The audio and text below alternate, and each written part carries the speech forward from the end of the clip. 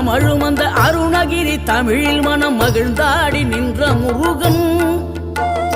கிழவி இவள் புலமை கண்டு அழகு மிகும் குழந்தை என மகிழேறி வந்த குமரன்